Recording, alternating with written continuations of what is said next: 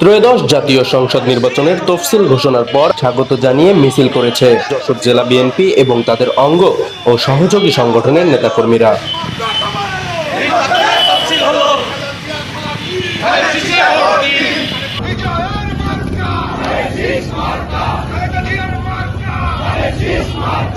বৃহস্পতিবার সন্ধ্যার পর দলটির বিভিন্ন স্তরের নেতাকর্মীরা শহরের প্রতিটি ওয়ার্ডে তফসিলকে স্বাগত জানিয়ে মিছিল করেছে।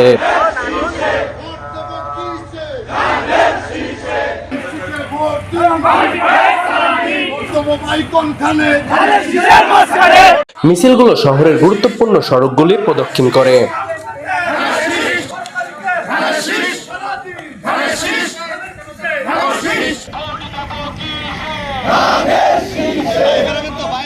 এদিকে জেলার অন্যান্য উপজেলা ও বিভিন্ন বাজার এলাকাতেও মিছিল করেছে বিএনপি এবং তাদের অঙ্গ ও সহযোগী সংগঠনের নেতাকর্মীরা।